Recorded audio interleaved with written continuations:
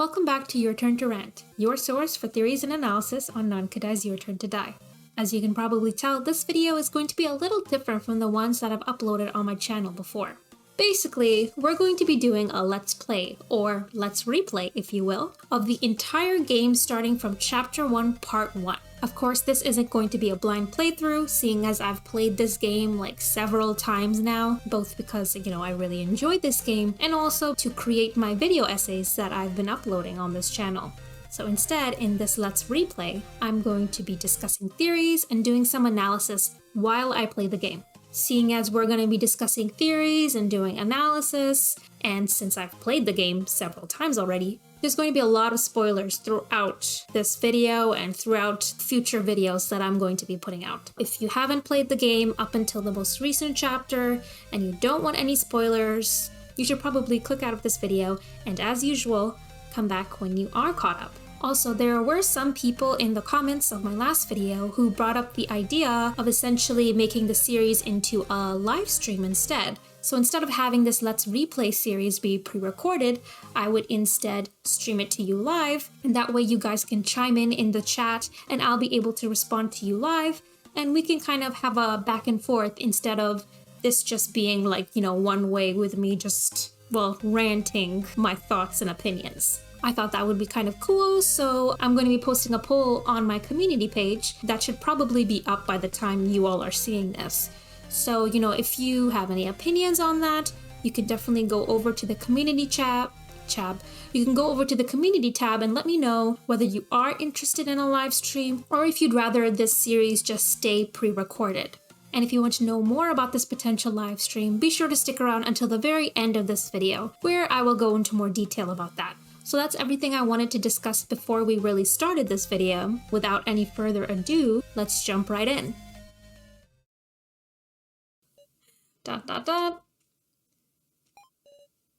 Hey. Hiya. Just a random question, but you know what a majority vote is? Come on now, by this point, obviously. No need to get mad. It's helpful to start conversations with an easy question. Oh, looks like somebody's over there. It is so hard to hear myself speak when I'm wearing these chunky ass headphones, so hopefully I'm not bungling up my pronunciation too much. Well, more than I already do. Mr. Blue. Of course, our first kill of the game. I love majority votes. They represent the way democracy should be, following the will of the people. It's a method that minimizes conflict. Ms. Red. I love majority votes. They're just a way to silence the minority. It only makes more darkness build in the shadows. Sounds like they're having some tedious argument. Incidentally, whose opinion do you support? Mr. Blue's or Ms. Red? I already forgot what they said. I think Mr. Blue was for majority votes and then Ms. Red was against. I'm just gonna go with blue because that's my favorite color.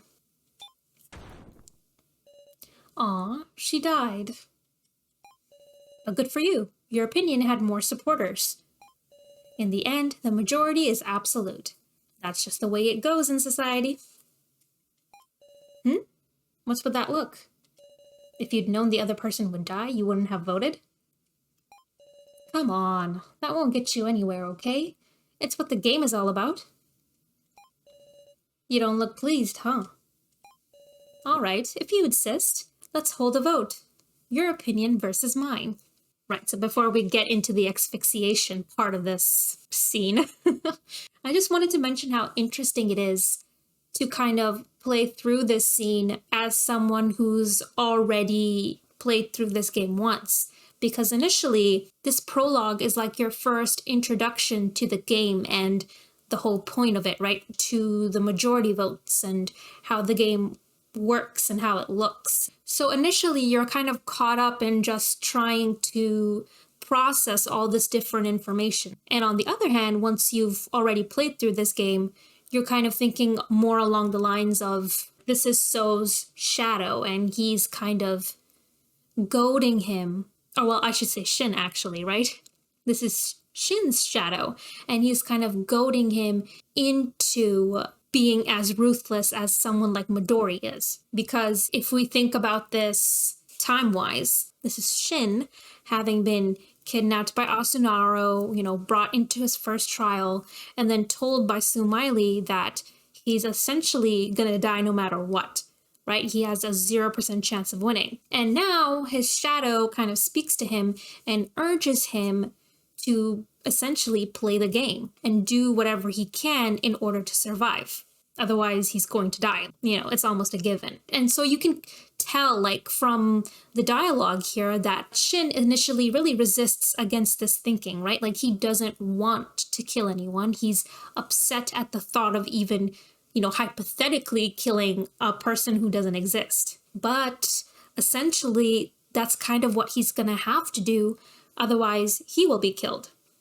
So yeah, I think it's really interesting how, already you can see the appeal of playing through this game more than once, right? Because the more you play it, the more different information and different ideas jump out at you. Also, I hate this like mouth. Why is that here? It just looks so weird and creepy. I don't like it.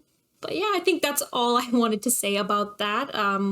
I mean, there's so much that I can say about like Shin as a person and how this scene kind of plays into his character, but I should probably leave that for like a future character analysis video, which will definitely come out after the game is complete. So yeah, I'm not gonna go too into that right now.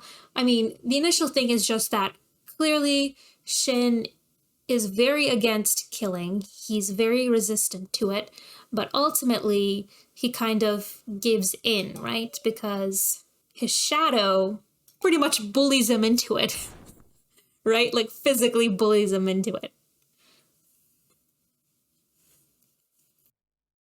And now we have something else that I want to talk about, right? Like these hands.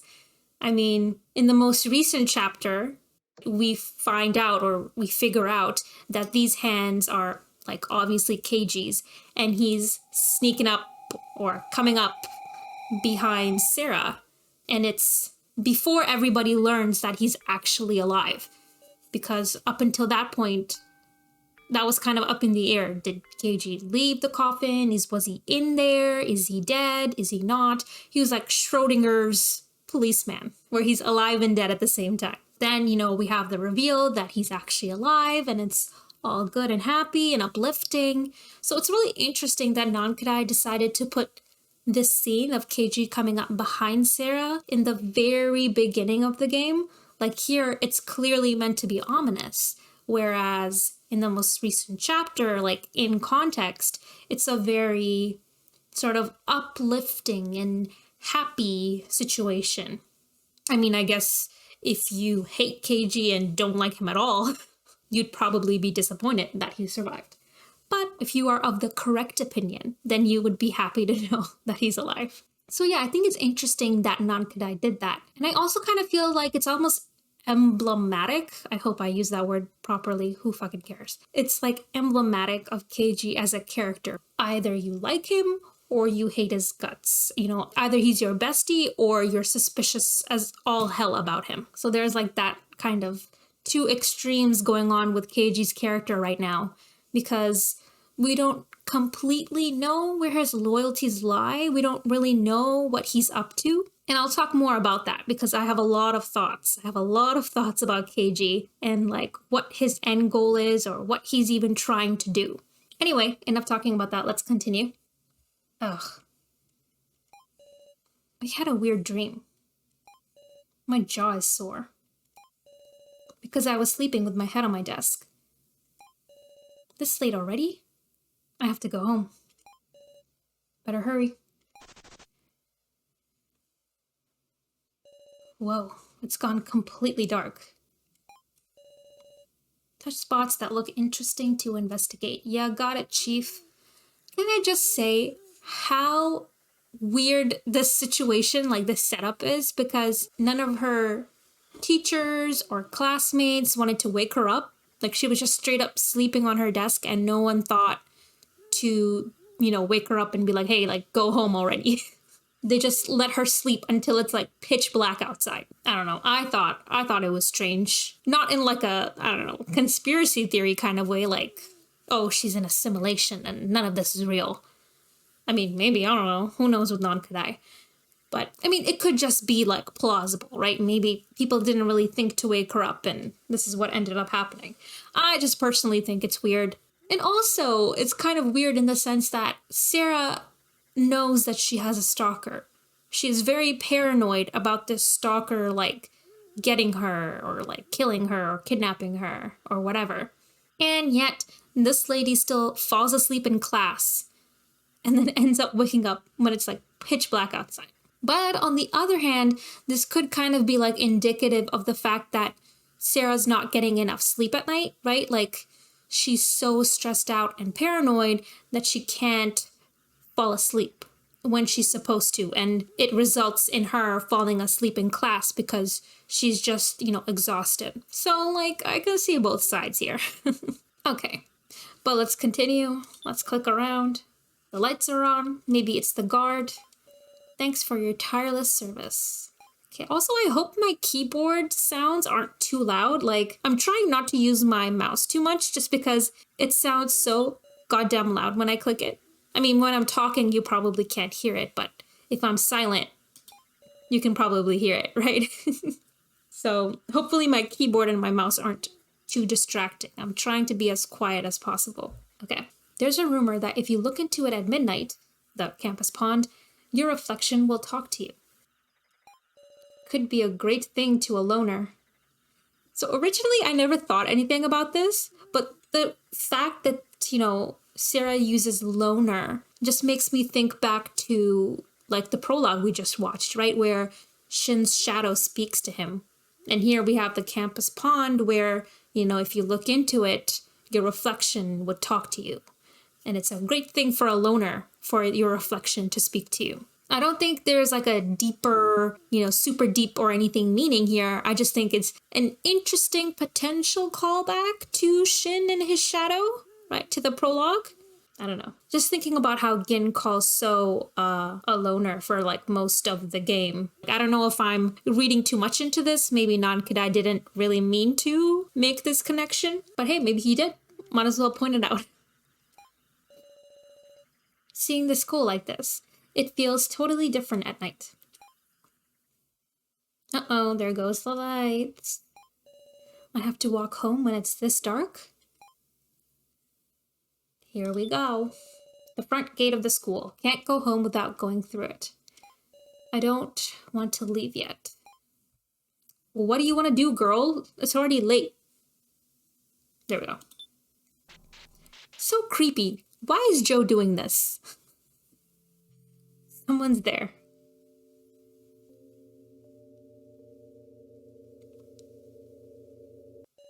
What you doing, Sara? Joe. Ugh, I miss him.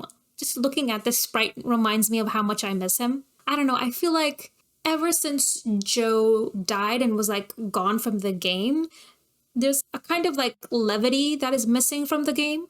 Like he brought a lot of comedic relief and lightheartedness compared to like the other characters. And with him gone, there's just like a, I don't know, emptiness almost in the narrative, which is a good thing, right? You're kind of raising the stakes in terms of, anyone can die, and even the good people, even people like Joe, a comedic relief character, can be killed off. But at the same time, I miss him. He's my bestie. My bestie whose name I can't pronounce. Joe Tazuna. Joe Tazuna? I always said Joe Tazuna, but I feel like it's Joe Tazuna. Or rather, Joe. Joe or Joe. My classmate at school. We often found ourselves together. You stuck around this late for clubs? I was gonna wither up from waiting.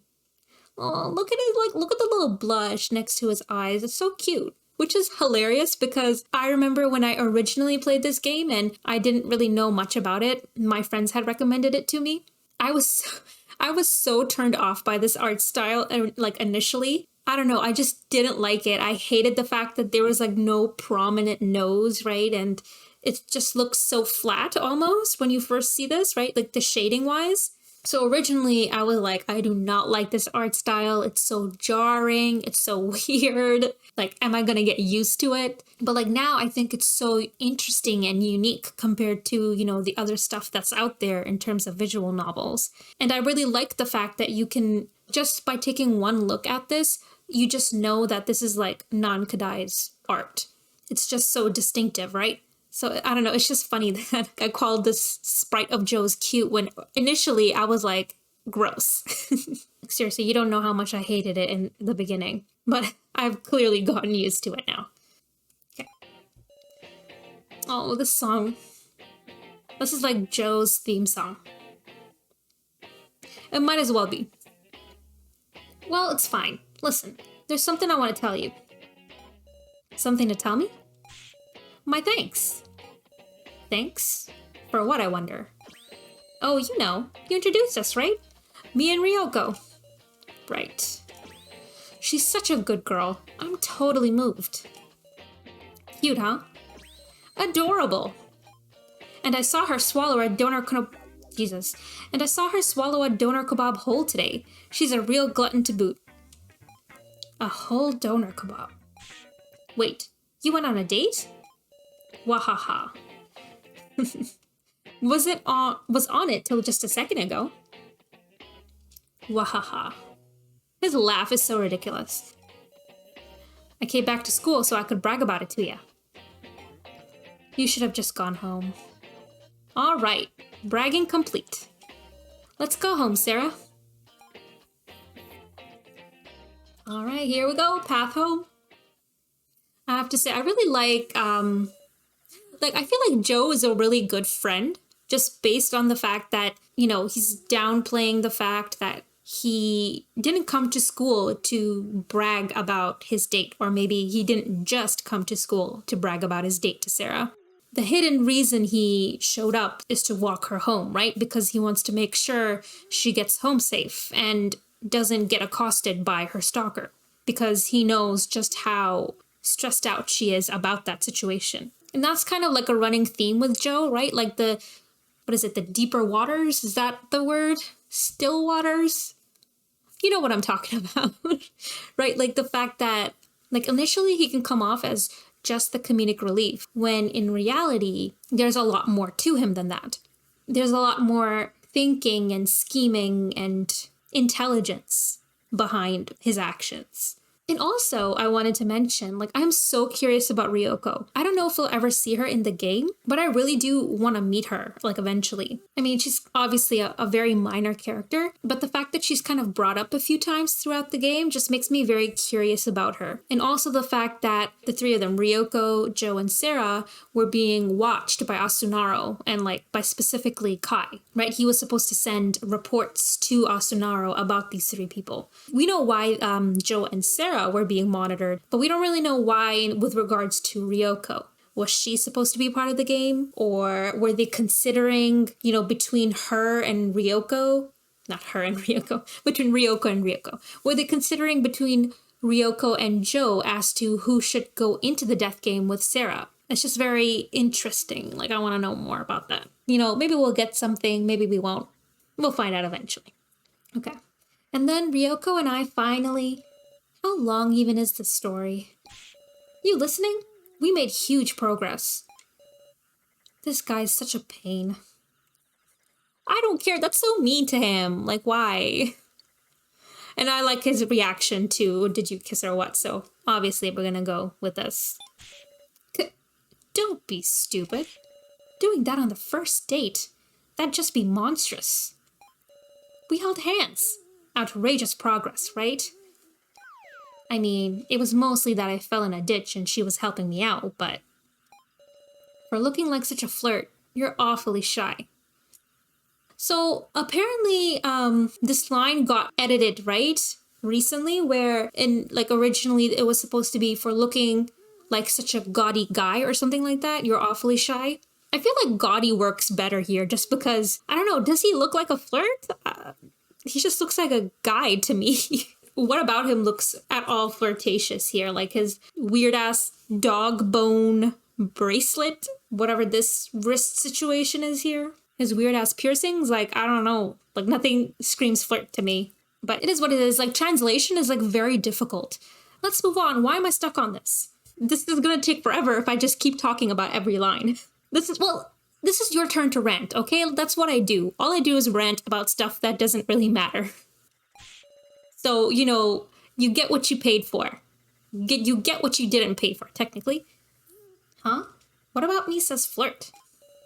I'm hurt, man. That seriously gets to me. Damn it. Maybe I should go back to the crew cut I had in middle school. Nor. He would not look... Can we all agree that he would not look good with a crew cut? Right? Like, we all know this. I don't know. I kind of prefer his, like, Yu-Gi-Oh! Looking hairstyle he's got going on right now. Not sure how I feel about this, like, huge strand of hair just sticking up, you know, gravity-defying, just like Yu-Gi-Oh! You could put him in, like, a lineup of Yu-Gi-Oh! Characters, and he would not stick out. Like, he would blend in perfectly. And yet, I would prefer this over a crew cut. He would just look weird as hell. Why do I feel like there was like a sketch that Nankadai did where he did like change Joe's hair? Or maybe I'm just making this up. I don't know. Either way, I've gotten too used to this. And now he started moping. All right. And now we look around. A poster warning to watch out for strangers. Like, I wonder who this could be. Why does this look so familiar? Crazy. Right? And then this reaction always makes me so suspicious. Like, this is so suspicious. Am I wrong? Am I wrong for thinking that? Why does he react this way to the poster? Like, it almost looks like he recognizes him, right? I don't know. I mean, obviously this could just be Joe thinking about Sarah's stalker or something. I love reading into things that are like literally nothing. Like, it's just 3 dots here. And I'm still like, what could this mean? That's what we do here at Your Turn to Rant. Okay? We read into everything. Oh, he was supposed to show up, wasn't he? Faint streetlight illuminates the area. I have rarely ever walked home at this hour. It feels really dark. What's up? Wanna hold hands? Why would he offer this? You know I'm going to say yes. He's my bestie. Yes. On second thought, you'd probably crush me with that amazing grip of yours. Nah, forget it, Sarah. Rude. It's not like I'm boasting about it. But real talk, wouldn't it help things if you got a boyfriend? Who talks like this? Who says this? Hey, wouldn't it be great if you had a boyfriend? Wouldn't it be great if you, like, got into a relationship just because I think you should? It's so creepy how, like, his face suddenly goes blank and then the music goes away. Ugh. You can't sleep, right? Because of your stalker. Is that why you always go home with me? Dummy. I just wanted to brag. Aww. He goes from being creepy to being very, like, touching. Right? I don't know. It's just so sweet. And I feel like it's very indicative of Joe's character. Does that make sense? Am I using that word right? I'm not going to search it up. At the heart of Joe, right? He's like this person who can act very happy-go-lucky, but there's a lot going on under the surface, as I mentioned before. Thank you. For what, man? Well, if you just feel like being grateful, I won't stop you. Hee hee. Why is that so funny?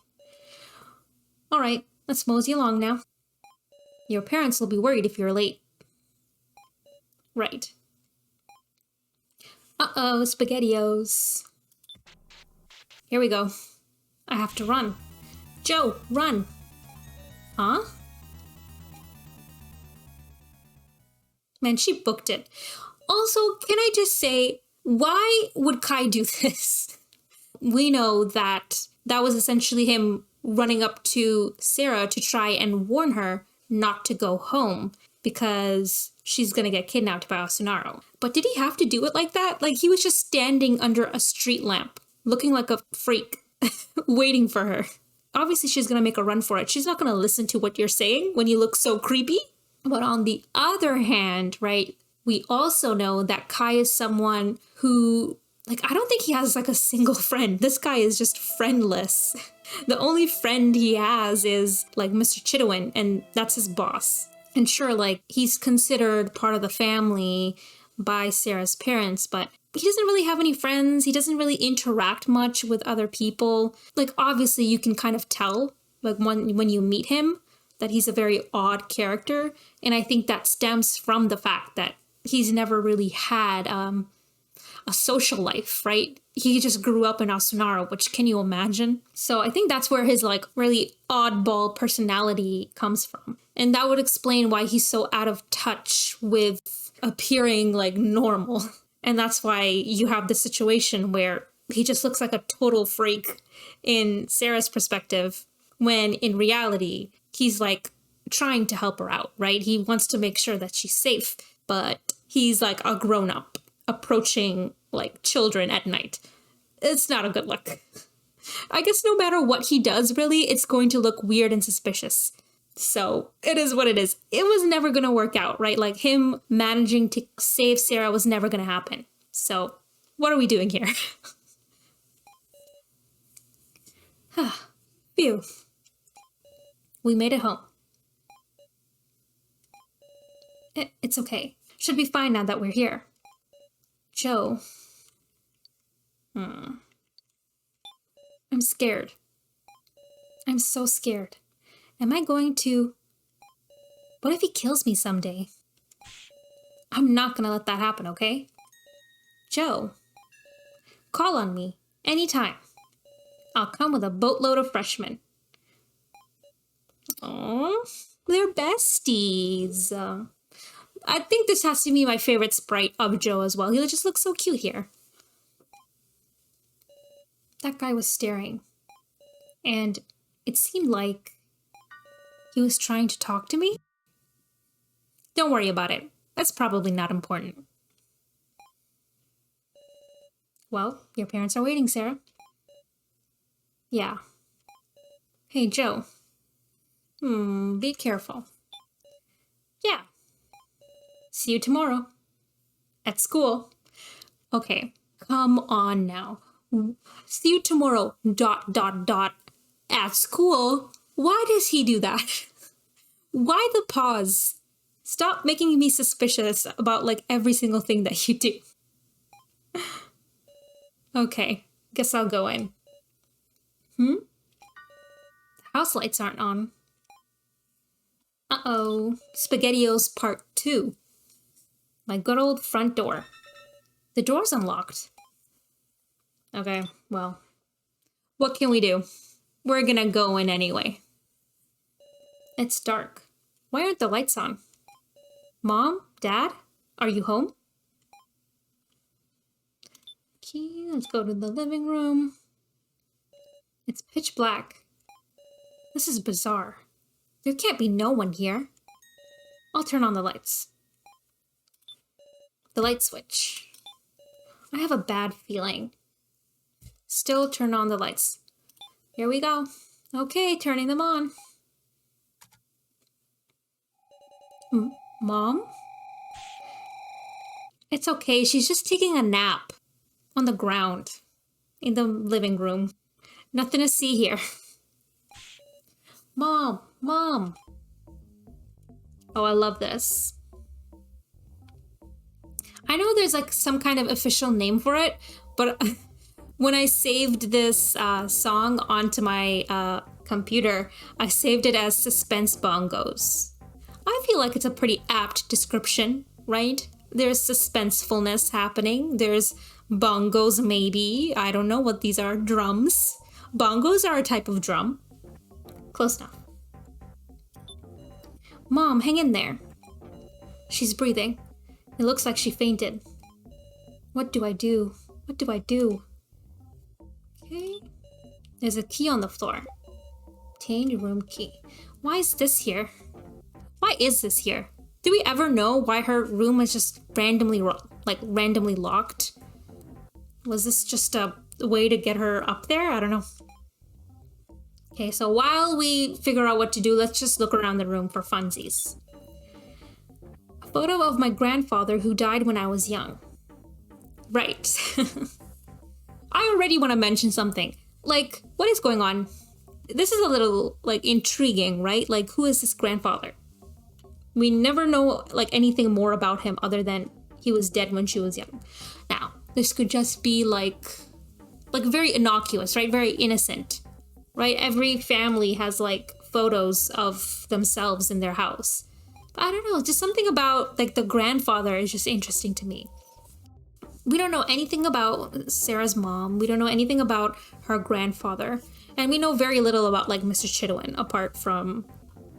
But, like, obviously we can tell that he has some kind of relationship with Asunaro, right? So I'm really curious about, like, her mom and this grandfather. Like, were they also a part of Asunaro? Do they know anything about it? Or are they, like, completely innocent?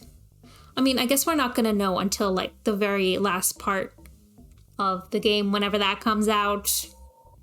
God, so many questions. Sarah. Joe. Please help. My mom collapsed. Stay calm. Did you call the hospital? The cops? Okay, not for me to, like, go into theory time again. But, like, look at his face. Why does he look like that? Like, I know he's trying to be serious, because this is a serious situation, but I don't like it. Not yet. I need to call. I'll handle it. Listen, Sarah, you need to be calm. Joe started to make a call. Who is he calling? The cops or somebody else? I'm just saying. I'm going to go into this more later, but I definitely think there's a lot more going on with Joe than, you know, it initially appears when you first play the game. Obviously, you can kind of take the more innocent interpretation of this scene, which is Joe is just trying to help Sarah out, right? He wants to make sure that she's okay. He's trying to calm her down, and so he kind of takes initiative and decides to call the cops or the hospital instead, like any caring, concerned friend would. But there is the fact that he just randomly showed up inside her house. It was like a jump scare, pretty much. He just appeared in front of her, and Sarah doesn't acknowledge it, the game doesn't acknowledge it, but it's weird because he said goodbye to her outside, and then now he's suddenly back inside the house. And he doesn't really give any explanation as to why he came back. Like, if he had said something about, you know, just having a weird feeling or maybe having heard her scream or something, right? He doesn't give any sort of explanation. And that really makes you wonder, why did he come back? Is it just because, I don't know, for whatever reason, he wanted to check up on her again? Or could it be that there's something more going on here? As much as I love Joe as, you know, a character, I'm also, like, very suspicious of him at the same time. Just because, I don't know, there's some stuff that doesn't add up with him. We'll go more into that later. What am I doing? I'm all out of sorts. But I need to do something. Something. All right, let's go get kidnapped. It's locked. Key to Sarah's room. I'll open it. Why do you need to, like, open your locked door like this? That's weird, right? Is that a thing in, like, other parts of the world that you can, like, lock a door from the outside and have, like, a key for it? I don't know. Like, not for, like, a bedroom. Use the room key. The door opened. All right, I have to click on it. Dad? Dad, are you here? Mom collapsed. Dad, where are... Spooky time. Right, there's like 3 hands here. So at least 2 people, right? There's at least 2 people who grabbed her. We're gonna talk about that later as well.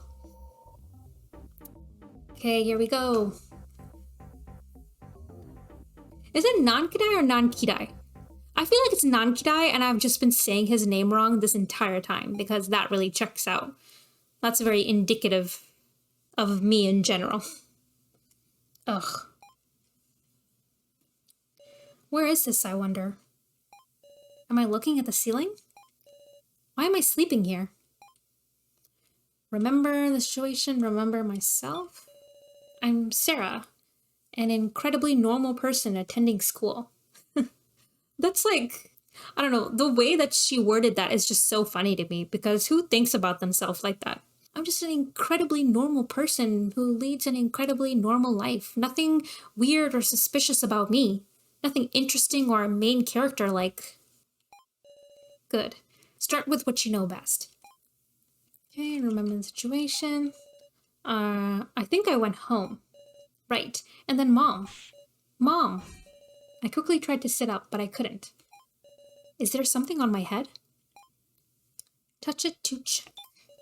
I fearfully touched my head. It was some kind of belt or machine. Am I being tied down? It's like some kind of restraint. No way. Ugh. What's the meaning of this? My temperature rose. Suddenly, fear awakened in me. No, where is this? Somebody! I had no freedom to move. Besides my head, my left arm, torso, and legs also seemed to be restrained. All I could do was move my right arm. Someone! I was about to scream, then went quiet. The stalker. He'd harmed my mom, and he brought me here. I wonder, am I going to be killed? Sarah, are you there? That voice. Joe, is that you? Are you next to me? Yeah, but I can't move. Can't you do something? Okay. What am I supposed to do? Seriously? Come on now. Joe's in the same situation? A phone. I'll be asked Joe because he has it. Eh? You're right. Something in my pockets. Here. Hello? Whoever you are, help us. Beginning voice guidance. Huh? The first trial will now begin. I like the little pauses here. Sarah and Joe, find the key hidden in this room. Then, remove your restraints. If you cannot do so before the time limit expires, the device on the beds will activate, and your bodies will be crushed with a thud. Why did they need to add that at the end? That's so mean. Like, it's going to be excruciating. There's going to be a thud. By all means, please enjoy this thrill with all your body and soul. The time limit is a healthy 5 minutes. Who talks like this? Clearly somebody who's like a freak, like automated this person. What is it called? Like somebody, they like, not created, but like, you know, when you like, you not hack, but you like code something. There's like a word for it. They're like, it's not created. It's like, anyway, I cannot remember. Jesus. I'm gonna probably cut this part out. This just makes me look so stupid. And note that there is only one key, so please discuss who will use it. What the heck is this? The first trial. Will die in 5 minutes? Alright, calm down. Wow, what are we gonna do? There's no time to fret about that. Search pocket, ask Joe. Joe, check your clothes. Yikes. When I took the phone from my pocket, I might have dropped something. No way! Pick it up! Got it. Grabbed it. It's the key. Alright. Now, give me that key. Joe, give that key to me. What are you saying? There's only one key. Ah. One of us will die? Alright, and I want it to not be me, so give me that key. Obviously, you cannot make the evil choice. Rude. I guess you just have to kill yourself. Hurry and use that key. You sure? If I do, you'll... Well, there's no point, you know, saying no to this. Like, you already wouldn't let me take the key. So what's this about? He's just pretending to be humble. If that voice was telling the truth, I might die. But, Joe, I'm sure you can figure something out. Got it. I'll use it. Then I'll save you too, definitely.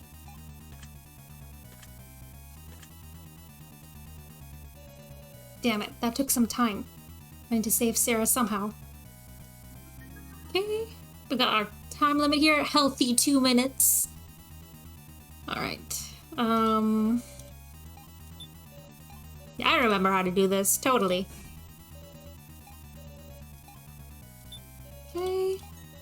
Did a bit shave off at the end of the key? A bit of green is showing through the scraped end. I get it, it was once a green key and it's got red resin stuck to it. If I had something to scrape with, maybe I could revert it to the green key. Sandpaper. I scraped off the red resin and a thinner green key showed itself. What if I just let her die? That's so evil. But I've never actually seen like the death animation for Sara, just because, I mean, there's a lot of time, right? So it's pretty easy to figure out. Like, I don't know, I did it pretty quickly too. And I inputted like 3141 into the lock. So like I had a lot of time and I still managed to like not kill her off, which, you know, knowing me is pretty wild because I am so bad at these kind of puzzle games, which is funny because I do like playing them, but I'm like very stupid. I always have to like look online to figure out what I need to do because I always get so lost and I have no clue what to do. I just keep dying and then I get pissed off. But this was pretty easy, I guess, because it's like the first puzzle of the game. That's why you gotta like ease them in there before you throw them into freaking memory dance. Really? I'll remove these now. That sounded like a paper turning, like a page turning ASMR style, rather than taking off restraints, but okay. Thank you, Joe. Can you stand? There's a door here. Let's get out of here pronto. Ah, wait, Joe. Damn it, it's pitch black. I can't see a thing. Go along the wall. Left is a dead end. Seems we can only go right. I mean it, Sara. Don't let us get separated. Right. We kept going straight ahead. But as far as we walked, we didn't see any light. It seemed to be a very, very long hallway. Or maybe we weren't advancing much at all. Joe, use the phone for light. That phone you used earlier, could you try using that to light the way? Nice one, Sara. Man, you're smart. I know. Did you bring it? Ah, I left it back there. Guess that's that then. Why would you leave the phone back there? That's just like another point in the Joe sus friggin' point system. I'm making one. I mean, maybe it's not that deep, right? Like, it could just be that he was so frazzled that he just left it behind. But then again, he didn't leave the key behind. It was just the phone, right? Which they could have, I don't know, used somehow. Maybe it's just me, but it just seems suspicious. What can give us some light? We were searching ourselves when suddenly... Whoa? Wow. Wind blowing from underneath? My feet left the ground. Am I flying up? No, we're falling? The floor gave way. Eek! How long? How high? How far are we falling? So we know that I think they're on like the 3rd floor, right? So they're only falling 2 stories. I mean, I've never fallen 2 stories or anything, but I don't think falling 2 stories is that high, right? Like, you wouldn't feel this disoriented if you were falling for like 2 stories. I don't think anyway. Like, you would like hit splat on the ground eventually, like quickly enough. It wouldn't take that long. Anyway, hey, get up.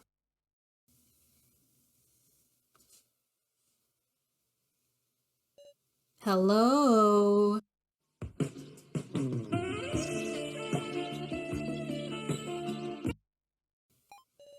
You can't sit there stupefied forever, miss. Huh? Where is this? Beats me. Ah. I'm alive. I'm not even hurt. People. Why is he standing like that? It really looks like he's gonna, like, hit Kitaro over the head with one of those. Who the hell are you guys? Where even is this?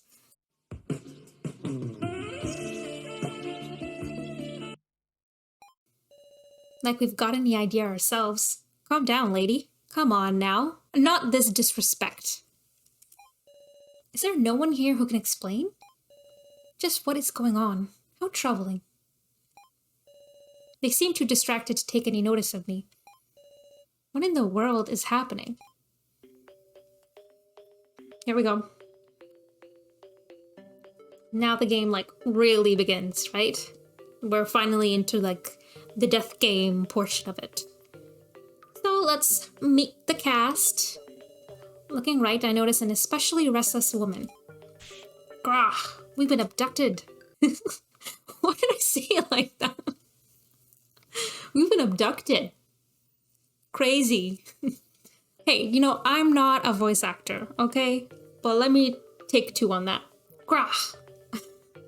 We've been abducted. I can't help it, okay? Now I feel put on the spot, okay? I have performance issues. Performance anxiety, whatever. Grah, we've been abducted by some crazy assholes. It's fine. Be quiet, meow. Don't scream in my ear, wolf. There he is, my son, my child, the one I birthed myself. No! Okay. Pause while I kick my cat out because he's being annoying. What is wrong with you? Why? Why do you have to sit here? Get out of my room. Get out. It's kind of strange, though, seeing them, like, have a more antagonistic dynamic. I mean, it's not really antagonistic, just that, you know, they don't really know each other. But then later on, they have such a close bond, for the most part. I'm trying to think, yeah, like, Rekka and Gin are pretty close. It's so interesting to see, like, when they weren't close, you know, when they didn't really know each other and didn't really trust each other. Here we are, Mr. Beanie Man himself. Hey now, fighting's no good. I could feel the tension in the air. There's even a grade school-age kid. I'm gonna keep it real with you, Chief. I don't know what that means. Like, what age are grade schoolers? I don't know. You could say he's 3 years old. You could say he's 10 years old. I would believe you regardless. I have no clue. I want to say he's like maybe 8? I don't know. Is that too old? Anyway. Some slightly calmer people are talking on the left. What's going on? Feels like we're wrapped up in something outrageous. I cannot do his country accent, his southern accent. I mean, I'm not doing accents or voices for anyone. So, like, it would be kind of funny, actually, if I just didn't do voices for anyone, but then for Kitaro, I had a straight-up southern accent. Let me try. What's going on? Feels like we're wrapped up in something outrageous. Terrible. I'm not doing that. But I feel like Kitaro would have, like, that southern accent, clearly, because that's how it's written.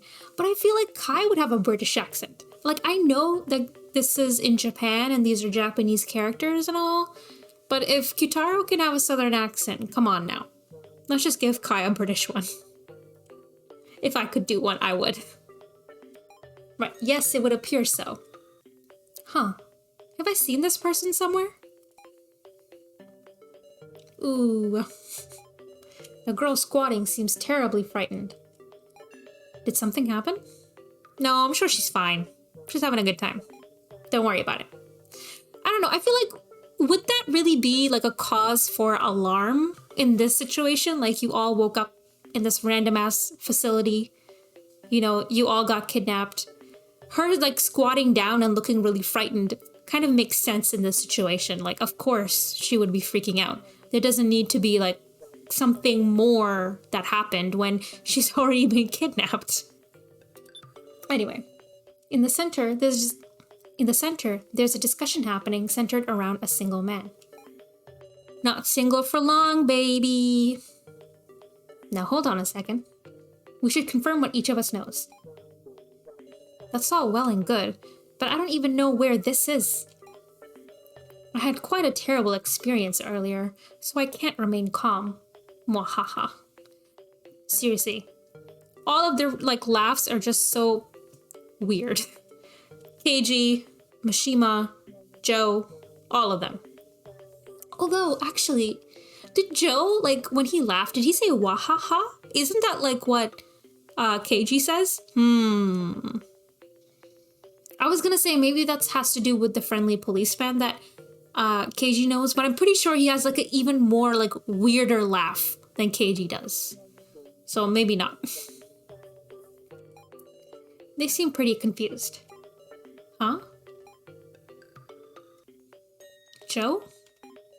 He's also wearing one of those collars. With a shiver, I touched my own neck. There was something. A collar? Can't get it off. Everyone here had a collar put on them. Alright, this is going this could be a little, if this was a different game, this would be a very different situation here with these collars. Am I right? Am I wrong? If there were no children, obviously. This collar, it's just a weird word, okay? I'm sorry. It just gives a different connotation for me. Does that say something about me? Maybe. Moving on. Okay, what am I supposed to... Yeah, the discussion is still going on. Finally, my head was starting to clear. There are 11 people here, including myself. All of us are wearing collars. Why isn't Joel coming over to me? Has he not noticed I'm awake? Run up and punch him. Joe! Ow! Maybe that was too much force. Joe, so you're okay. Who are you? Now, Exhibit C or D or whatever we're on. Why this? This is also, weird. I'll get into that in a second. What kind of joke was that? What are you saying? I'm Sara. Did you forget your own friend's face? ... Don't tell me. He's seriously saying he doesn't know me or something? ... Could you be the Sara who's a terrible swimmer? What? Joe, now is not the time for jokes. My bad. Ha ha ha. What was that about? Right? The way I completely forgot what they just said up until now. But I'm pretty sure Sara said her own name, right? She said, "It's Sara, what's wrong with you?"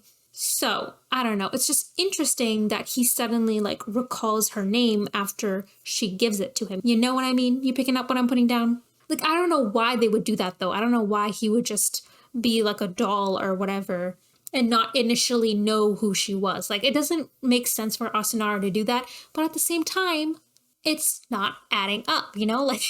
I definitely think I'm reading too much into this, but I just think it's interesting that they had that moment, right, where Joe pretended he had his memories wiped or something. I don't think this is going to be indicative or a huge plot twist later on. I just think it's interesting considering, eventually the plot goes into doppelgangers and memory wipes and I don't know why I said doppelgangers, dolls, right? AIs of people. Just something that I thought was kind of weird. I don't think it's going to lead anywhere, but I don't know. It just kind of adds to how suspicious Joe can be, despite the fact that it's clear he cares about Sara. It just seems like there's more going on with him. Joe and Sara, eh? You two are friends? No, we're enemies. Read the room. Eh? Yes, we are.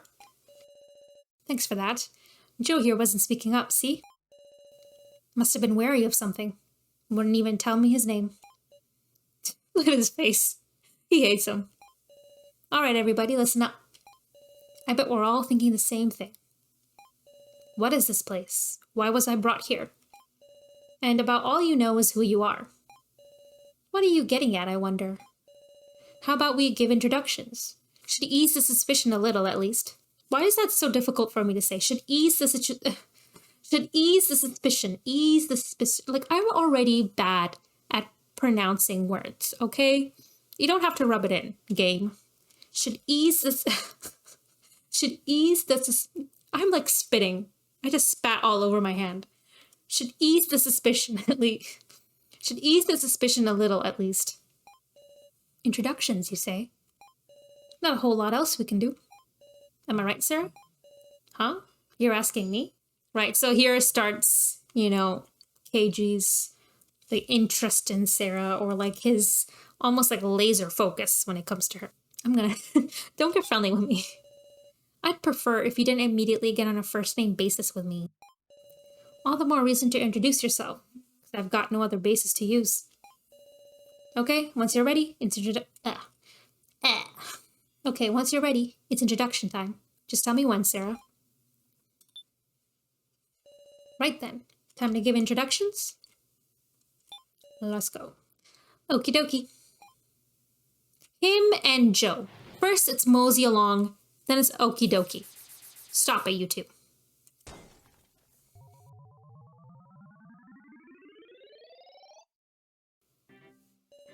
Ahem. So then, I think we should all get to know each other a little more. Why? Why does he say meow so? Like, I don't think there's like any other dialogue where he does this, where he makes the word into like meow or woof. It's just so funny to me. Meow so. Mom tells me not to give personal info to strange guys I don't know, woof. Stupendous. A level-headed child who does as his parents teach him. Yet, this is indeed an emergency. Then we must prove that we adults are not suspicious characters. Mwahaha. If you are trying, like, the fact that he says we should prove we're not suspicious, and then he immediately does like an evil guy laugh after. Come on now. Wah. Super suspicious, woof. Nothing for it. Well, should we start?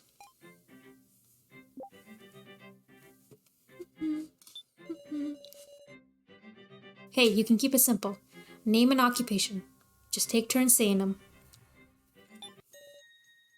That's the ticket. Jesus. That's the ticket. Got it. The wary ones can be for later. Raise your hand if you don't mind blabbing. I think this is kind of like the first time we really get a sense of how wary, to use what KG says, Joe can be, right? Because initially he starts off as a very happy-go-lucky, almost ditzy sort of character, and then you see him step up when it comes to, you know, Sarah's stalker and her mother, what happens over there. And then you have this situation here where, like, Joe seems very unusually serious. I mean, obviously, this is a very unprecedented situation, right? Like, you got kidnapped. But I think when I first played this game, I was a little caught off guard by how almost jarring it was to see him be so serious and be so, like, paranoid and suspicious of the others. Like, I don't know, I feel like initially you'd think that Joe was gonna be like almost obnoxiously optimistic and super trusting of everyone off the bat. That's kind of the vibe he gives off. Like, you think he's gonna be the best friend, right? Has like a heart of gold and totally trusts everyone and, you know, is a little too trusting. But then he kind of goes like in the complete other direction where he might be one of the most one of the most wary ones of the group. It adds like another layer to Joe's character, that when the situation calls for it, he's willing to be that wary and he's willing to kind of keep his cards close to his chest. And that kind of also feeds into, you know, me finding him so suspicious because in a way it almost makes sense, right? You can kind of see that, hey, maybe he is hiding things and he could be hiding them from Sarah as well. We don't know. Okay. Anyway, back to this. Development. Hello, I am Kazumi. Okay, this is another character whose name I can't pronounce. Kazumi? I mean, I said Tazuna, so let's go with Kazumi. I am Kazumi Mishima. I teach at a certain high school. Mwahaha. Eh? You're a school teacher, Wolf? The world's gone to the dogs, meow. Boo-hoo-hoo. Name's Reko Yabusame. I'm I'm a singer-songwriter. Oh, I think I've seen you in magazines. You're the Reko Yabusame? Dude, is this the time? Sorry. I think it's so funny how I was just like waxing poetic about how serious he was and how wary he is and not like the comedic relief. And then this scene happens immediately after where he like, does something kind of dumb. Hey, he contains multitudes, okay? That's what makes him a three-dimensional character. He is also a dumbass at the worst times. I can relate. I am Kai Sato. I'm a rather unremarkable homemaker. The housewife. What's with the stuff behind you? It's a frying pan, and a ladle, and a spatula. I didn't mean it like that.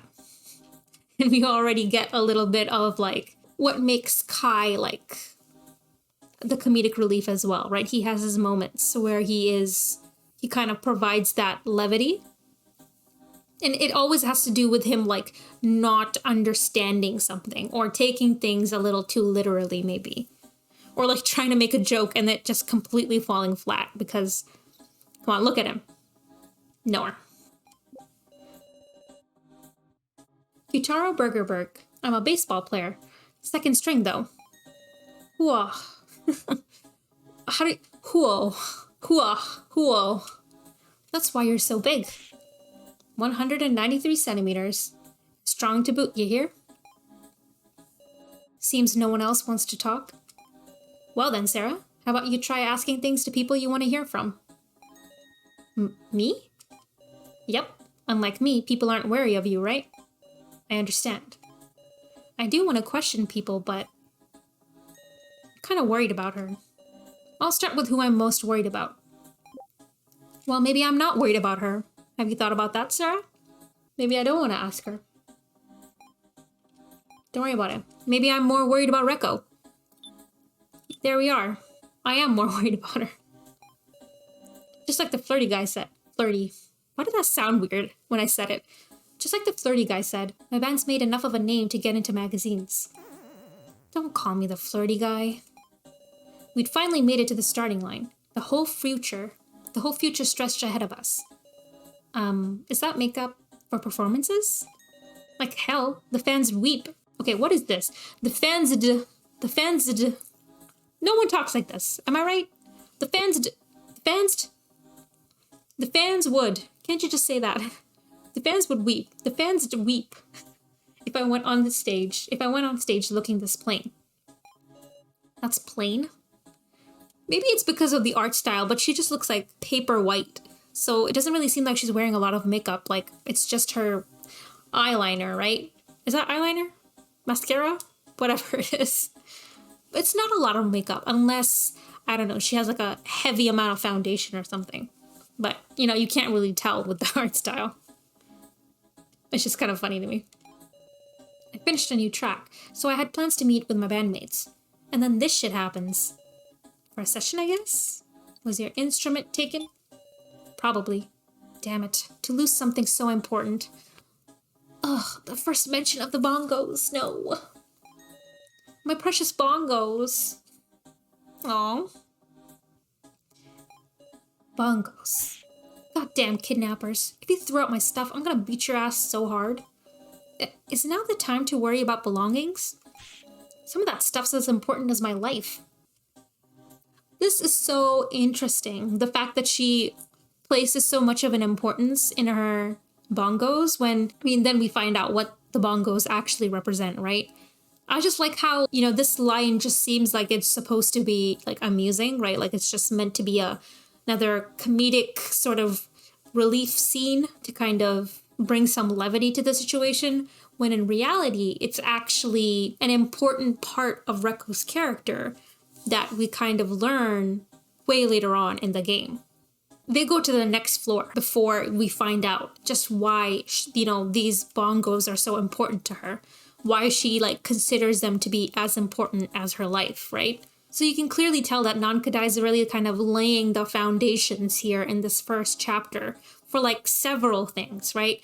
For future relationship dynamics, for future character development, for future plot development. There's a lot happening here. But like, it doesn't seem like it, right? Especially when you're playing through the first time, like everything is just so new that you can't really place any importance in anything because you just keep getting more and more new information thrown at you. So it's kind of like hard to parse through and figure out, what's going to be important later on and what can you discard. But I feel like that's part and parcel of the mystery genre, to just keep throwing a lot of information at your readers so that they don't really have an idea of what could be important and what isn't. Like that's red herrings and stuff like that. Where was I going with this? Reko, good. Nankadai, good. Okay, I'm gonna keep going. I'm sorry. All her stuff was taken, huh? Okie-dokie. Alright, fine, I'll ask Hana what's up. Ooh, hick. She's not in a condition to talk. Gently calm her down. Are you okay? Ah, ooh. Don't be afraid. I won't do anything. I gently placed my hand on her trembling back. Huh? Thank you very much. Aw, this is like the first indication of how important they're gonna be to each other. Or maybe like more like how important Sarah's gonna be to Kana. I don't really know how important Kana is to Sarah, to be honest. But like, Sarah definitely is extremely important to Kana, or will be soon. And it like makes sense why she latches on to her, right? She's kind of the first person who approaches her and tries to speak with her and calms her down, It seems like she calmed down a little. I'll try talking to her again.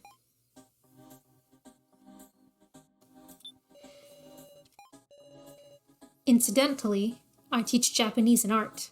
Waha. Why? What is so funny about that? I hate this. Huh, a school teacher?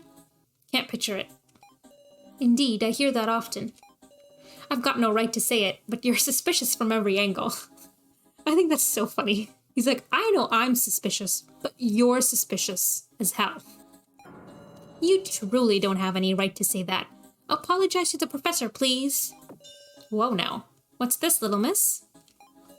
Pardon. You see, she's a former student of mine. Please forgive her. She's a really good teacher. Please don't judge a book by its cover. I suppose my appearance is shady after all.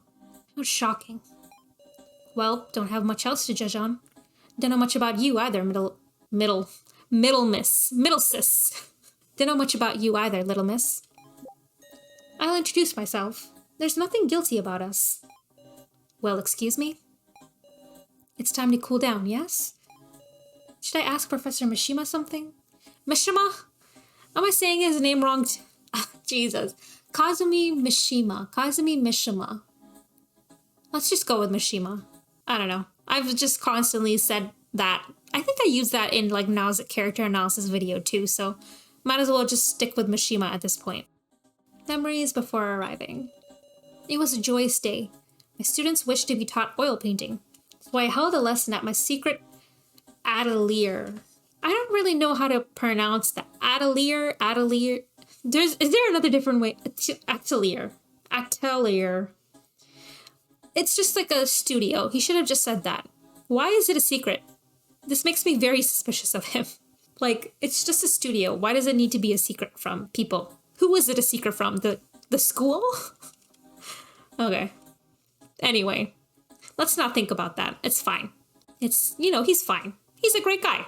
Totally. As she says, everyone loves the professor. I drove everyone home as well, and while heading for the last house, there was a security checkpoint. After being stopped there, it seems I lost consciousness. When I awoke, the first trial began. Exclamation mark. We emerged safe thanks to our combined wits. Saved by my own student. The first trial. I don't know a good time to point this out, but I think it is very interesting how, I think it's Mishima who says, all the adults, we should go ahead and introduce ourselves so that the children won't be so wary of us. And then all of the adults kind of, step forward and they introduce themselves, except for So. right? So is also an adult, we know that, given the chalkboard in the bar that separates can drink from cannots. So it's like official that he's of drinking age. And yet he's the only adult in the group who didn't introduce himself when Mishima, voluntold them to do it. And obviously that's indicative of So's character because he is a very wary and paranoid guy, similar to Joe, I would say even more so, given everything he knows. So obviously he's kind of feeling out the group right now and kind of putting the names to the faces, right? And just kind of, I guess, sizing up the competition before he decides to step forward and kind of join them. But obviously, like, Nankadai doesn't call too much attention to the fact that he's the only adult who didn't step up, because that would be a little too obvious. Even that, like, really plays into the plot and the character development in terms of So. It's really like the little things like this that I appreciate that Nankadai kind of sprinkles in. These moments that don't seem that important when you first play through the game, but then the more replaying that you do, the more you notice them. Okay, go to Kitaro. Yeah, I'm a baseball player, but if you work out too much and hurt yourself, you'll never hit the big leagues. Very ironic he says that given what happens to him.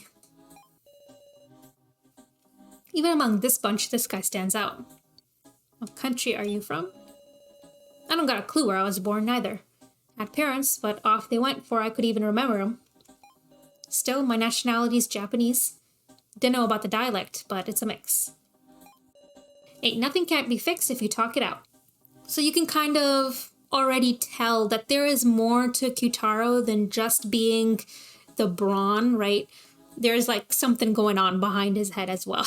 Like, he's not the stupid jock stereotype, right? There's more to him than that. Incidentally, I believe baseball has positions. This is such a weird line because, like, doesn't every sport ever have positions? I don't know. I can't think of a single sport that doesn't have positions. Am I crazy? This could just be the fact that I'm not very sporty, but I guess maybe it's just supposed to be indicative of the fact that So has no idea what he's talking about. I'm a pitcher, confident in my batting too, and I was lucky enough to go to the Central League. I don't really follow, but does that mean you're good at both throwing the ball and hitting it with the bat? Okay, who doesn't know what pitcher and batter is? I had to think about that. Who doesn't know what a pitcher and a batter is, though? Come on now.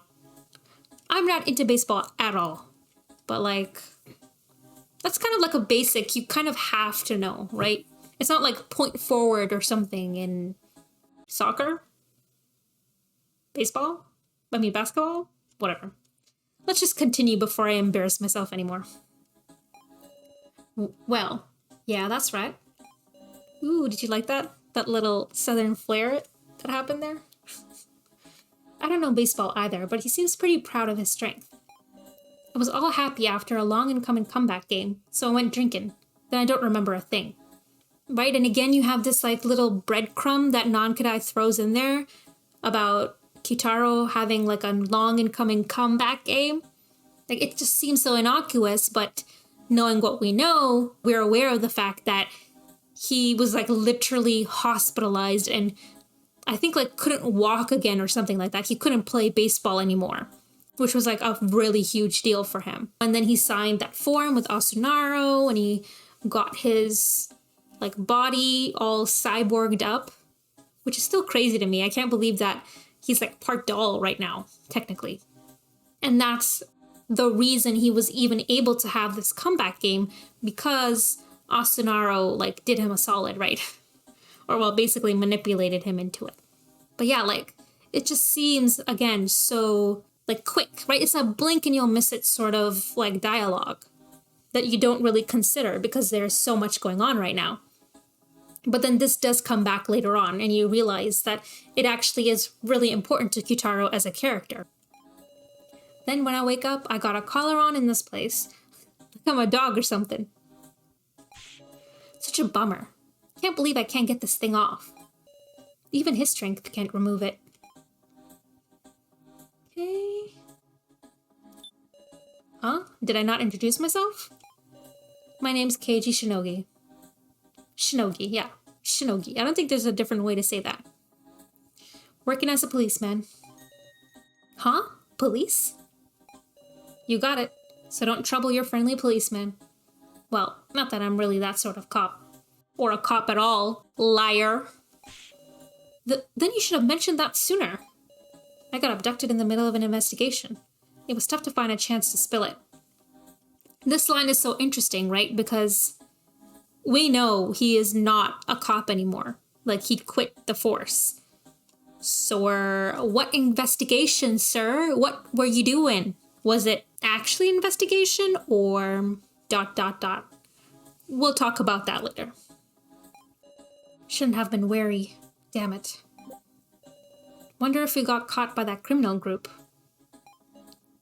Criminal group? Oh, I want to like ask both of these things because they're both, I think, interesting. But I think I'm going to go with the bottom one. You were investigating alone? I was riding with my partner, well, a coworker.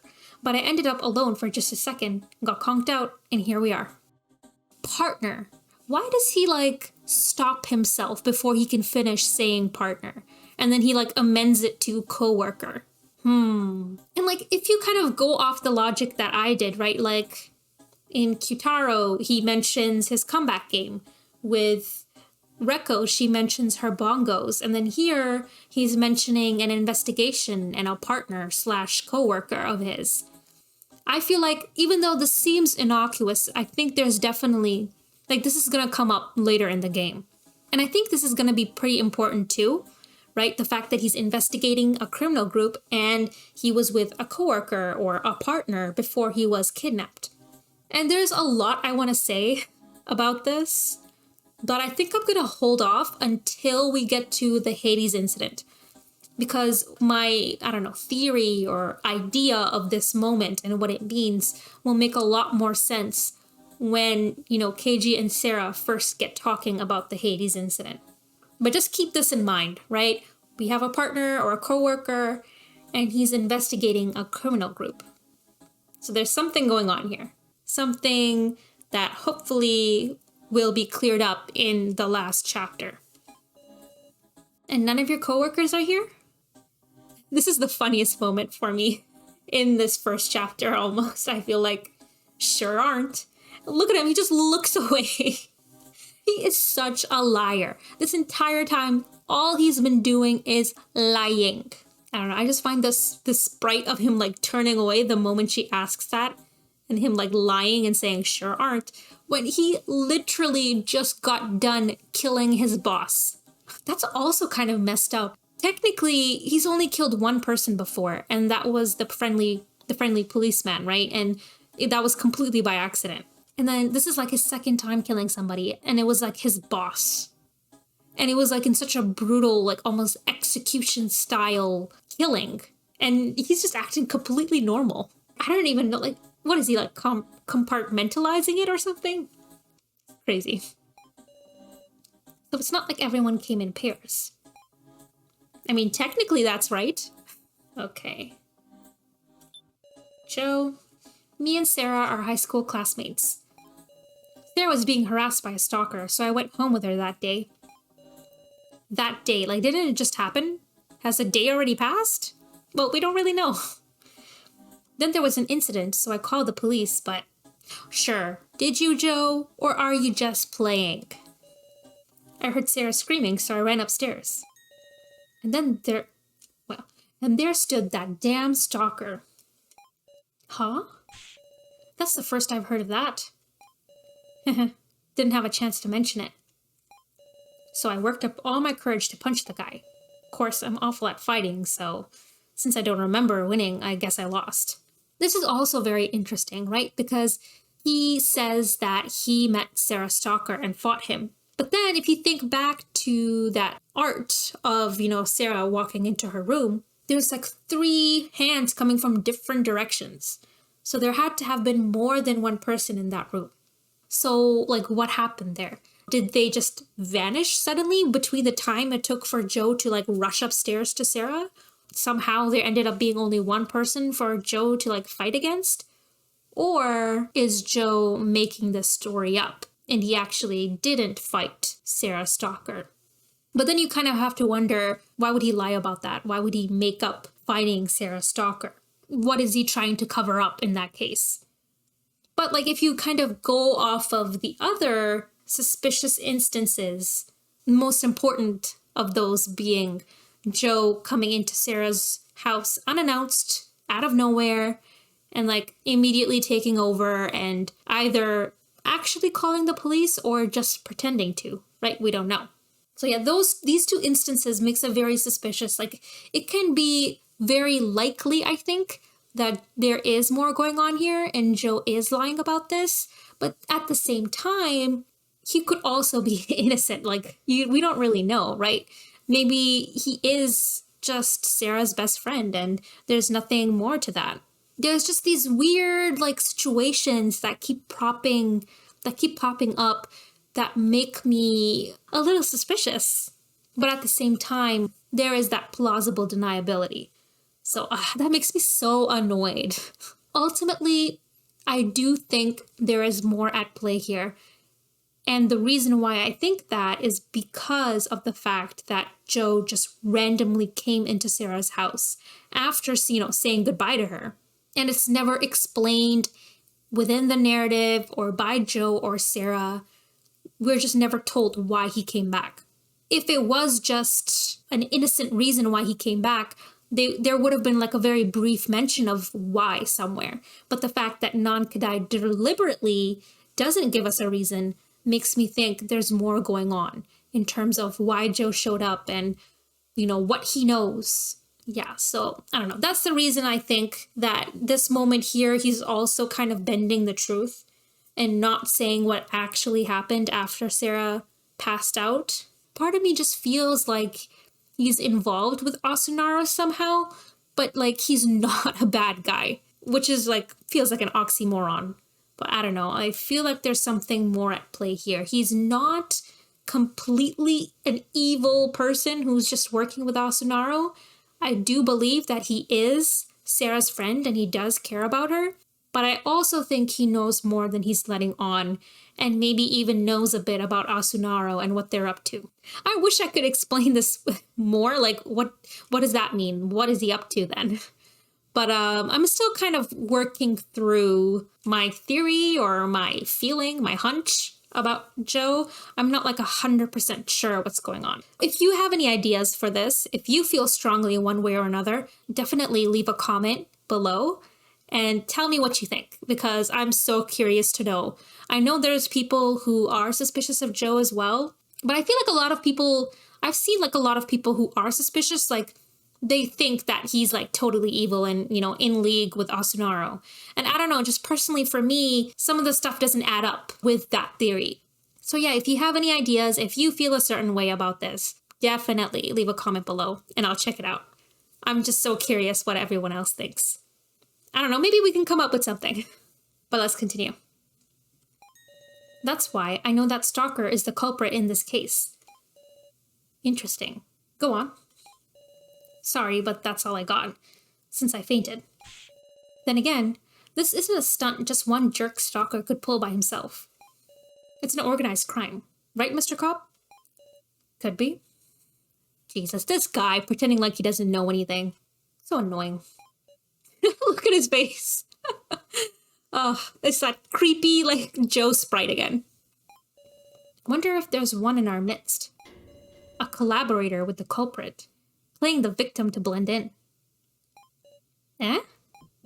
Hearing Joe said that, I understood. Why he'd been so wary and acting so strange. Ha ha ha. Like, you can tell this is a fake laugh because it's not the wahaha that he does. It's just so funny. I don't know, that little detail is so amusing to me. That this is clearly KG just pretending to laugh. What is it? You want to laugh? You can't say there isn't. You sure are funny. Ha ha ha. I hate this guy. A collaborator with the culprit. Maybe there could be something like that.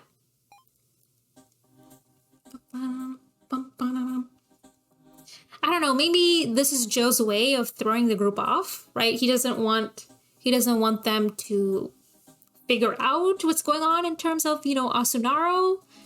So he's kind of like throwing multiple leads out there. Oh, it's Sarah Stalker, but no, maybe it's organized crime. But oh, maybe one of us is actually secretly, in league with the group. And it's actually him. That would be funny. It's like a self-report in Among Us. It could be anything. I hate this. I hate how up in the air, and ambiguous all of this is, but I love it at the same time. Because then you can just come up with all kinds of theories. Okay, I don't think we looked at now. I'm a former student of Professor Mishima's, currently at an art college. My name is Nao Egokoro. It's thanks to Professor Mishima that I attend... Why can't I talk? It's thanks to Professor Mishima that I attend an art college now. The professor's a good person. Please believe me. Sarah? I'm not especially doubting it. Yep, just Mr. Policeman here who suspected him. Then please, repent. Sure, Professor Mishima's not suspicious. So you understand. In that case, my work here is done. But you didn't do anything. I should ask now something too. About the first trial. The first trial? It was terrifying. It was a game where we were tied to beds and had to escape with just one key. That's the same thing we did. Professor Mishima instructed me to use the sandpaper on the key. Then I unlocked his restraints. Honestly, it's thanks to him I was able to stay calm. Trust. Was that a game that evaluated trust? Why would the culprit make us do that? Were they watching? Watching a despicable game that toys with people's lives. Sarah, are you okay? You look angry. I'm fine. I don't like Keiji, but I kind of like you, Sarah. Eh? That's so funny to me, the fact that she just says that she doesn't like him. Like, he's standing right there in front of her. You can't say she's, like a coward or anything. Like, she says it up front like it is. Please take good care of your friend.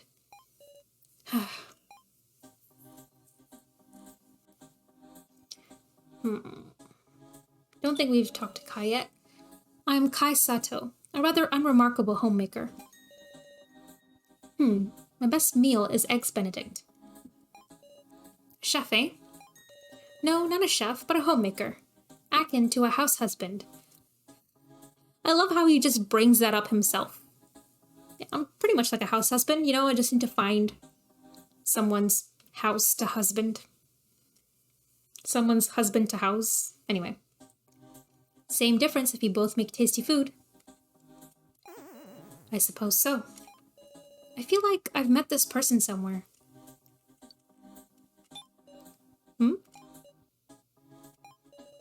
It's fine. If you don't remember it, it must just be me. Miss Sarah? Huh? You do know me? I simply heard your name earlier. So it's our first time meeting after all. Why would he even do that? Why would he even make her suspicious of that fact? I guess it's just for, our benefit, right? So again, here's another innocuous moment. Sarah thinking that she might know him, and then it turns out to not mean anything after all. Except that it does. But I feel like this was a little more on the nose. I'm pretty sure in my first playthrough, it didn't occur to me that Kai was her stalker, but the signs were there. It was so obvious. I feel like we were almost being beat over the head with it. This is second or third time Sarah's thought to herself that Kai is suspicious. And we don't really know much about Sarah except for the fact that she has a stalker. So, it adds up. But I don't know, at the time, again, there's so much information being thrown at you that you can't really parse and make sense of what's important and what's not. Anyway, that's how I'm going to justify it for myself. I feel like I'd met him somewhere, but talking to him, it doesn't feel like that. It doesn't feel that way at all. Is it just my imagination? Perhaps I should discard my cookware. But it could be useful for something. At the least, I bet I could make Eggs Benedict. At the least, I bet I could make Eggs Benedict. Yeah, I'd remember if I met such a weirdo. I don't know, I love his like sense of humor, or like the comedy relief that he brings, the comedic relief that he brings to the game. It just sucks that he died so quickly that you don't really get much time with him. I'm really hoping that, you know, he really gets that. I mean, yeah, he does get that time and like your time to shine, right? I'm pretty sure like Mishima was the first POV character that we got, and then Kai's the second one. I mean, I haven't played it yet, but I'm really like hoping that it does Kai justice, right? Because he is a really fun character, and it does suck that he died before you could really get to know him better. But yeah, that's definitely something I want to check out in the future. I'm pretty sure I'll make like a let's play of Your Turn to Shine, just because I played it like a long time ago, but only Mishima's route or POV. And I didn't really check it out as in depth as I could have. So I think it would be fun to like have like a, I don't know, live stream or something where we go through, you know, what we have so far of Your Turn to Shine. That would be interesting, right? I hope. Here we go. Ah, I should introduce myself too soon, huh? Fine, I can read the room, Wolf. It's, you know, the mature response, meow. Right? Like, it was just Gin left, and he was, like, the most wary. And then you have So, who's also been very, very quiet. He hasn't said a single thing. I mean, apart from, like, the baseball thing. So I'm pretty sure he's, like, thinking, I can't be the very last person to go, otherwise it's gonna look too suspicious. That's why he decides to go before Gin can. Well then, should I introduce myself too? My name's So Hiyori. Well, just a job hopper. Haha. So living hand to mouth, meow? This kid is so funny. You know, there's almost that stereotype of how kids can be so, like, ruthless and they can just target, like, somehow they have some kind of radar sense that tells them exactly what insecurity you have that they should, like, target. Gin really falls into that, I feel, at least in terms of his interactions with So. He's always so mean to him, I love it. Hey, don't put it like that. It's not a ton, but I've got savings. Why wouldn't you introduce yourself at first? Naturally, I was wary like Joe was. Plus, saying I'm a job hopper is a little embarrassing. Just make up some lie, meow. You're honest to a fault, Wolf.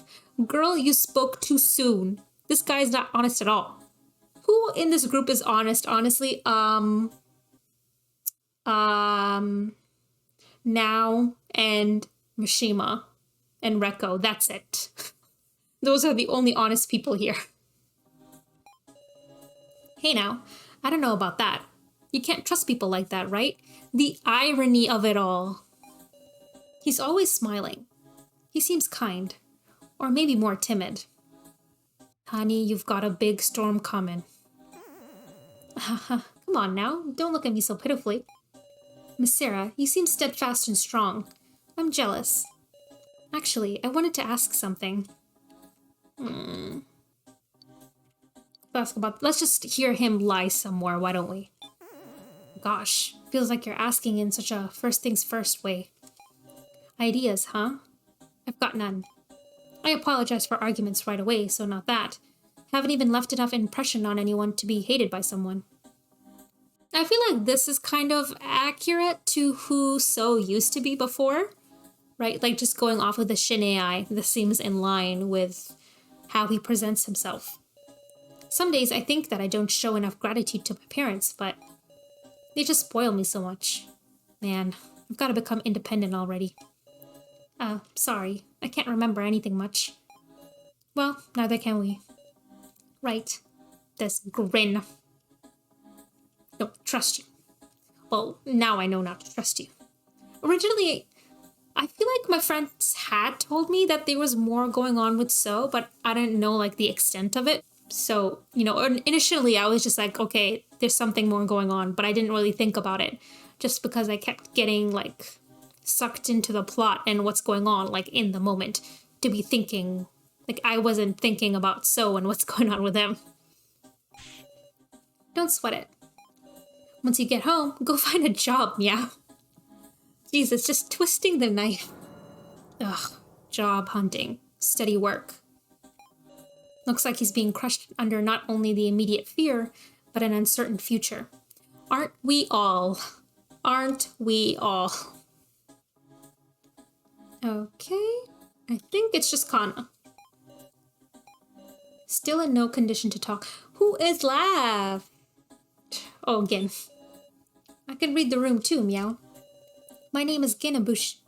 My name is Gin Ibushi. God, I hope that's right. Ibushi. Woof. I'm a 6th grader, meow. Great introduction, kiddo. Don't call me a kid. I just introduced myself because you guys don't seem like anything special, woof. Do you remember anything about why you were brought to this place? Woof. Nope. Mom was late coming home, so I stayed up to wait.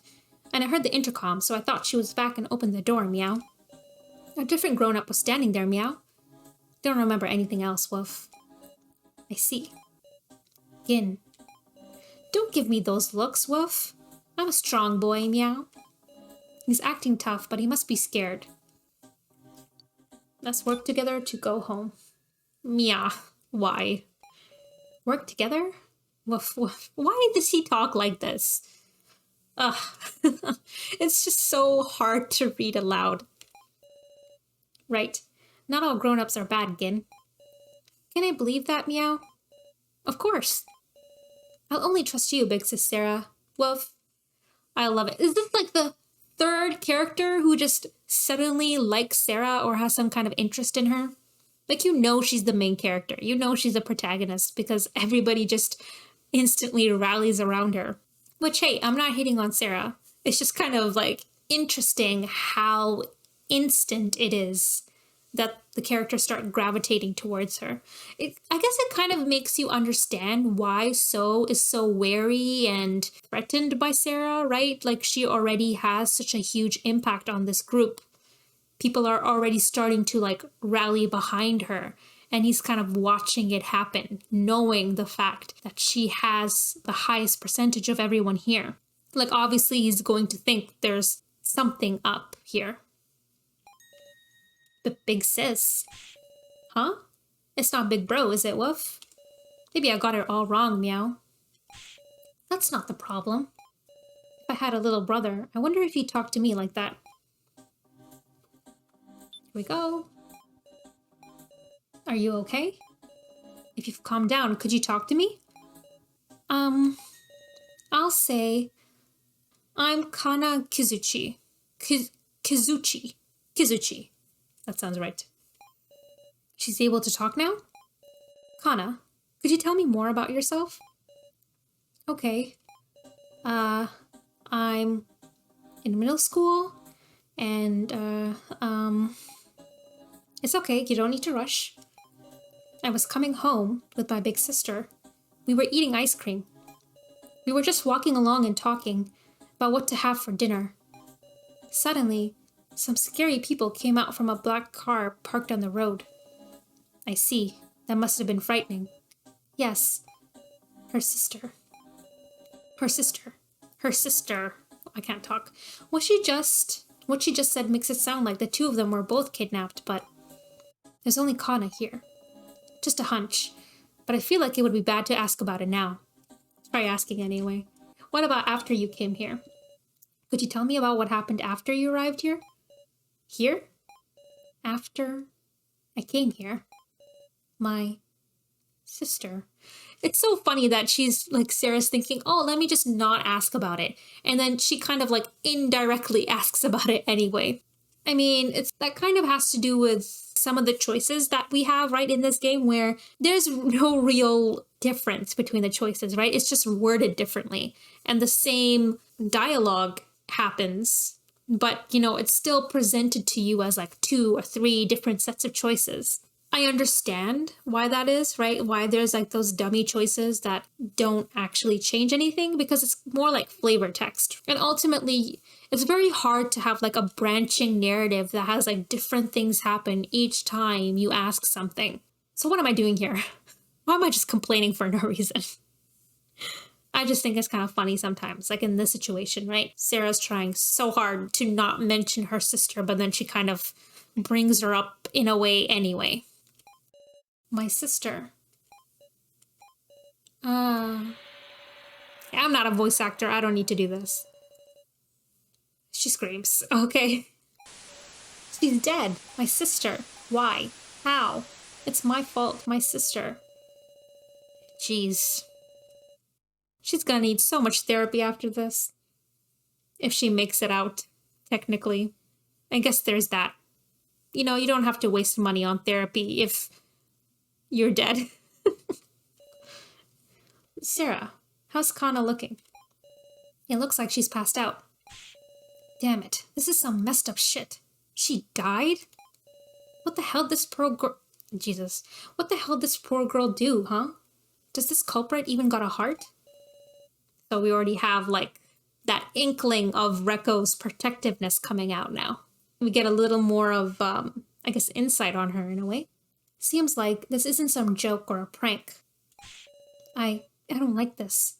This is too awful, just too... Hey now, everybody. Don't lose your cool. You've got your friendly policeman here. Hey, Keiji. You're the reliable one here. What should we do? You sure changed your tune. Well, first things first.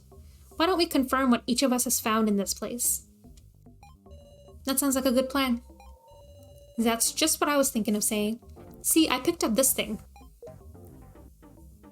It's a huge box, meow. This is something that confuses me. I like how this just suddenly comes up. He's just like, oh yeah, I have this box, by the way, that I've been carrying this entire time. If it's such a huge-ass box that has like a fake human head in it, you'd think it'd be very obvious. Someone would have been like, hey, like, what you got there, you know? A smoothie. It's just funny to me. Like, I know it makes sense narratively within the game. You know, you don't want to introduce this too early, but it's still, like, funny that everyone just completely ignores the huge-ass box in the room for the entire introduction portion of the game. But you could fit a whole watermelon in there. Was this from the first trial? Yep. Though, I mean, bringing this box was the point of the first trial. Say what? Did some people have different first trials? We can discuss that later. First off, let's open up this box. It ain't gonna. It's got these keyholes, see? Sarah, do you have any ideas? What? Me? I just like catching you off guard. That's a lousy reason. Right? There's definitely more about this. I'm sure there's different theories about why Keiji is acting this way towards Sarah, but like, we can all agree that this is definitely shady as hell. There's more than meets the eye in terms of Keiji and Sarah and their dynamic. From the beginning, Keiji had zeroed in on Sarah and Sarah alone from the entire cast. So it seems pretty obvious that Keiji knows something about Asunaro or about the death game that makes him very cognizant of Sarah specifically. I will go into that when we get to the Hades incident portion of the game. So probably like, I don't even know. It's gonna be a while, right? I don't remember actually when he brings it up. Maybe in like another video or two, it'll come up. It's fine. It'll be something to look forward to. That's a lousy reason. Yep. Large box. Maybe 20 to 30 pounds. And there are 3 keyholes. Red key. Use selected item. This is it. There are 3 keyholes, which means... Can we use our key too? Let's try it. Oh, and I wonder if Kana took a red key from Kana's clothes. I think that's so interesting, the fact that they're moving to the next portion of, this exploration phase relies so heavily on them having taken the keys with them. Sure, it makes sense for Nao and Sarah maybe to keep the keys, but why would Kana keep it, right? Like, she's super traumatized after her sister dying right in front of her. It would make sense if she, like, dropped the key and didn't even think about it. But then what would happen, like, they can't move on unless they get this key. When it's like, there's so much room for error here. It's not whittled down, but I'll give it a shot. The other 2 keys also fit perfectly. Alright, this might be dangerous, so leave it to the policeman. And it's open. Yeah, that was very dangerous. I'm so glad we had KG around to open a box for us. What's inside? You might not want to look. Unfortunately, I saw it before KG could speak. Inside was a person's head. Wow! No! For real? Wait, isn't it just a doll?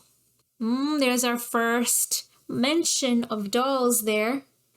Right, again, very innocuous, very innocent seeming, and then it becomes like a huge plot point later on. Huh? Oh, you're right. A letter? Find my body, bring me back, for I don't have arms or legs. That's not a very good poem, personally. I'm not a poetry buff or anything, but there's no rhyme scheme here. There's no interesting metaphors happening. Very boring. I would give this a 1 out of 10. Find her body. Where could the body be? Do we even need to find it, Meow? This could be a trap, Woof. That's true. I don't think there's any need to do what the letter says. Think it's about time we search outside of this room? Isn't that dangerous? I want to get back home. Can't stand to just sit still here. Let's move in groups, so that no one does anything suspicious, right? I love how KG immediately picked up on that. And then again, we have that very unsettling Joe sprite. I'm scared. If there's some other horrible device like the first trial, me and Now can look after Kana. If you guys are in danger, haul ass back here. Well then, who should I go with? And let's see who Sara is suspicious of. Let's see. Kai acts so strangely, and I can't fully find myself trusting Keiji. And Kyutaro doesn't seem like a bad person, but thinking like this is just going to make me suspect everything. Hey, Miss Sara, could we search together? I do not trust it, I do not like it, I do not want it here. This is like, has to be the creepiest sprite of So. But yeah, I think it's really interesting, the fact that So specifically comes up to Sara and asks to partner up with her. Because I mean, I skipped it because I didn't choose it this time. But like, I remember initially, the first couple times I played this game, I would choose to partner up with Joe, right? And then he would like turn you down, obviously, and basically be like, he wants to partner up with Keiji. And I don't know if it's explicitly said or if you kind of just realize it or whatever, like, you know, you pick up the hints, but it's obvious that Joe wants to partner up with Keiji because he's still somewhat suspicious of him, despite, you know, trusting him more now that he knows that he's a police officer. So it kind of seems like, you know, the smarter characters are partnering up with people who they're more suspicious of. And then you have So, who explicitly asks Sara, right? Is explicitly the right word there? That just sounds weird. I don't know. He specifically, right, goes up to Sara and asks her if they could search together.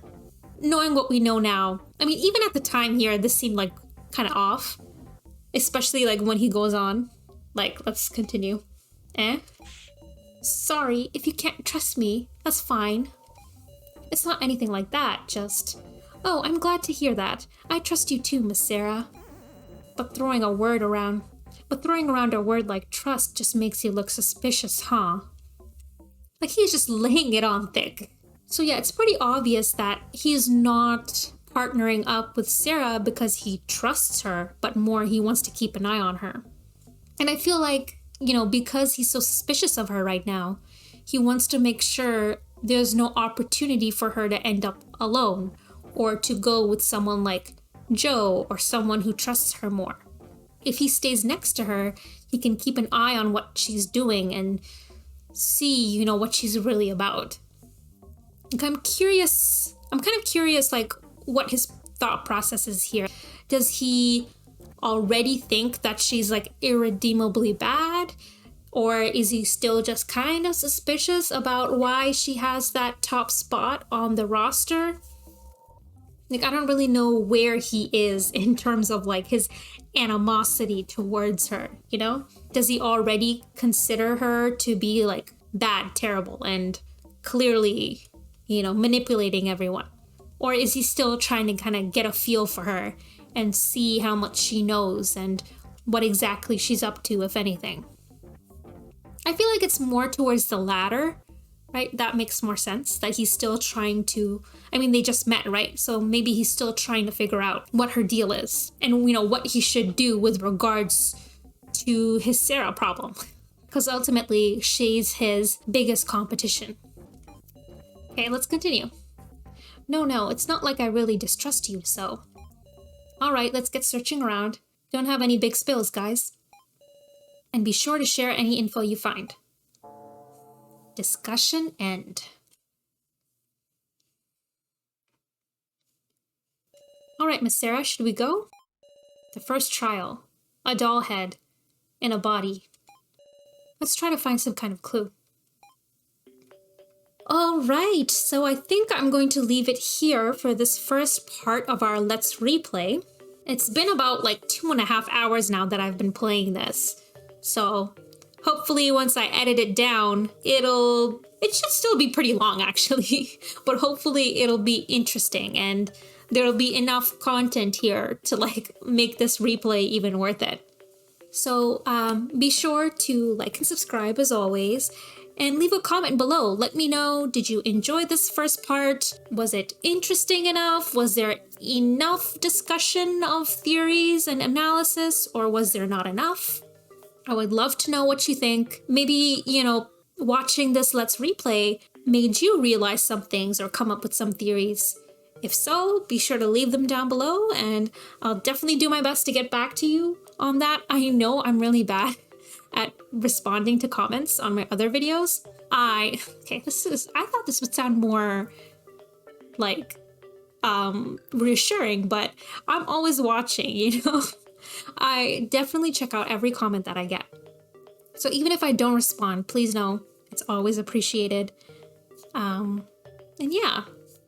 Oh, I did want to mention about our live stream or potential live stream. I have the tentative idea of doing a live stream every week, either on Fridays at 6 p.m. EST or Saturdays at 11 p.m. EST. So by the time that this video is out, there is going to be the poll, as I said earlier, up on my community page. So be sure to check that out. Let me know if you are interested in joining the live stream, or if you'd rather, you know, continue to watch pre-recorded and edited videos instead of this Let's Replay. I'm definitely down to hear what your thoughts are.